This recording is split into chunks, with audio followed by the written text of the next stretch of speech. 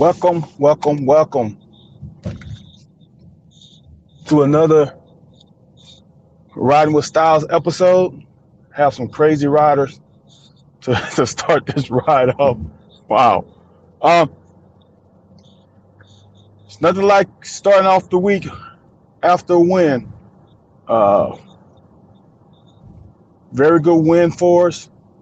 Uh, Exceptional crowd at the game. I was at the game and I was thoroughly impressed by the fan support.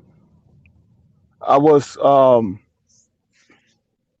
I initially got there, I was a little worried. Right before the game, well, it had to been about 10 minutes before kickoff, and it was pretty light in the stands. And right before, about 5 minutes before the game, it filled in real nicely, and I was shocked. It was over 40,000 people. I had the over under around 30, so I was way off. I shouldn't be shocked because in those mid 90s when I was playing, and we continue to get 20,000 people in the stadium in November for under 500 team. So I shouldn't have been shocked. But it was really awesome to see the student support. I stood right behind the student section in the band. When I go to games, I stand in the concourse um, so I can get an end zone angle of all the plays, so I can really see what's going on. And the students were incredible until the second half when they came and flooded the concourse because of the rain, which I understood. They stood out there for half an hour, so well, me for an hour. That was pretty impressive for the students. Um, but let's dive into the game a little bit. If you have any questions, you can ask them right now. Um, my Tuesday ride with Styles is usually shorter because it's a shorter distance to my clients, so I probably have about 15 minutes, and I'm wasting this 15 minutes talking about this stuff I'm talking about now. But the game, talk about the first half. Since I did the film review yesterday, we can talk a little bit about the first half. It was as I watched it live, I thought it was pretty good. I personally thought there was some miscues, especially defensively. Seeing it live and not really getting a chance to digest what really happened, and then watching the game for a second time on film, we played a really solid game defensively. I thought we had some problems in the secondary with communication, which we did have an issue with early in the season. So I took that into the game and just automatically put that on a unit. But it was totally wrong. The two plays that looked like we didn't know what, I guess not know occurred. We were not consistent across the board with running the same coverage. It was on it was third down, and it had to be what that would have been the first quarter when Missouri was coming to me to the student section end zone. They ran a pick route on Square and Eccles, and I thought Eccles was playing zone and Square was playing man, but no, they were both playing man. Square guy rubbed Eccles, and we got a little pick on that. And then the other play had to be in the second quarter. It was going away from us, and the receiver dropped the ball on a crossing route, and again, they rubbed. Jordan Griffin and Corker rubbed each other, and Jordan knocked Corker off his path, and the receiver became open. But we got lucky a few times because of that, a few missed passes for the secondary. But that what being a former DB, we always need those sometimes because they ran some really good routes, especially on those two, and it made us rub each other and get in the path of the safety or the corner on the other one. But as a whole, that I've been saying it all year. If you really watch the film, our defensive line has been outstanding. They have been I don't see how they're not in that next tier. You know, the Auburn, the LSU, the Bama defensive line are definitely in that top tier. But we are definitely heading that second tier with Florida. Our D line has been outstanding. Linebackers were much better this week, and they are getting better every week in their zone drops. I personally still don't like how we're so close to the line of scrimmage sometimes.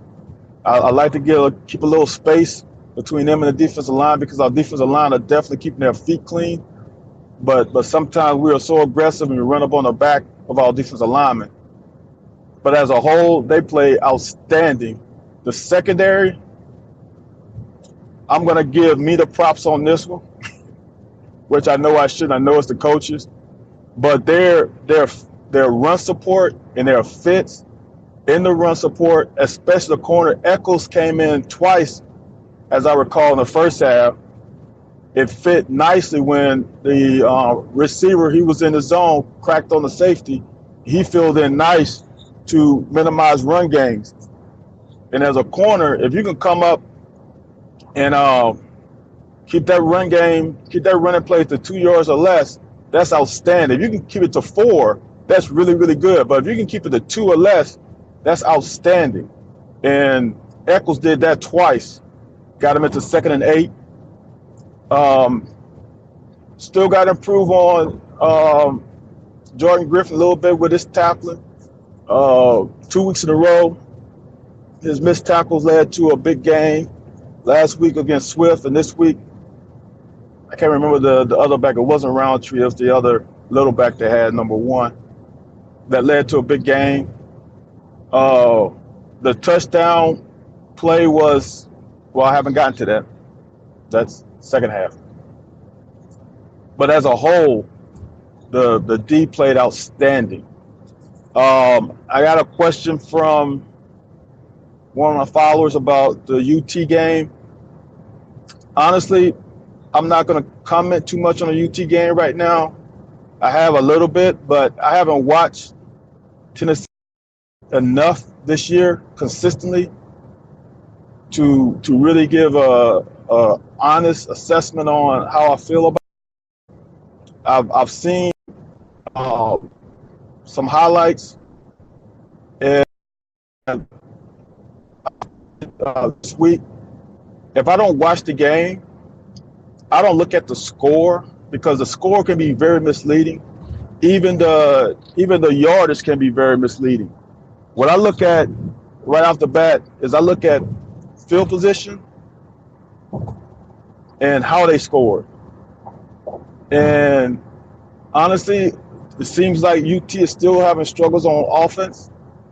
They were a little more efficient this week, but when you score basically 21 points with the defense, it's kind of hard to give a real assessment of that offense without seeing them, because they got a punt return for a touchdown, they got a block punt for a touchdown, and then one of the offensive scores was like a 30-some yard drive. So that means they got a really short field. Most often, so it's really hard to actually dissect what they're doing offensively. Defensively,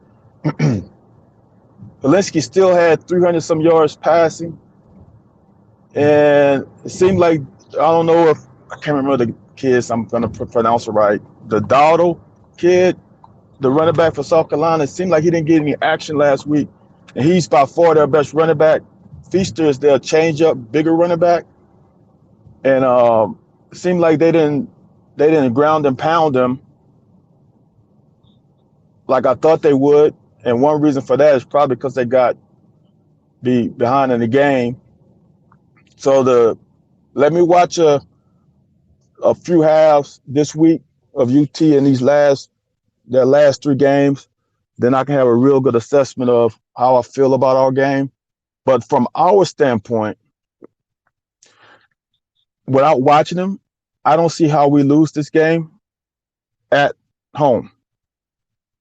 Um, if we was on the road, might be a different story. I might be a little more apprehensive because we haven't played that well on the road this year. Albeit we haven't had uh, um, a healthy quarterback in the road games that were definitely winnable. That South Carolina and um, Mississippi State game is definitely winnable. And after playing it, we definitely win with a healthy quarterback. Hindsight's 2020. If we have Lynn Bowden playing in both of those games, we win both of those easily. Um, so let me wait on the UT. I feel good about it. I really feel good about it because UAB isn't a slouch. They are a solid team for UT to play. So they have to invest more time than many people would think for their preparation this week because that team is pretty good. UT probably has more talent across the board, but that's a gritty team, and it's going to not be a walkover like they probably when they first scheduled they thought it would be. That's a solid team, and I think they can't devote too much time to getting ready for us because if they do, they would definitely lose that game. So um, us having a bye week, us having an opportunity to get healthy again, us having an opportunity to get in the lab and create some more plays for Lynn because we have been low key very creative. Grant has put together some really good um, plays for Lynn since he's been a quarterback. So I'm looking forward to it. And I've reached my destination, guys. Uh, Thank you for watching. I will hit you guys up tomorrow, and it'll be a much longer session, probably about 40 minutes or more. So if you have any questions, you can ask me live, or you can tweet them to me. Appreciate you guys watching.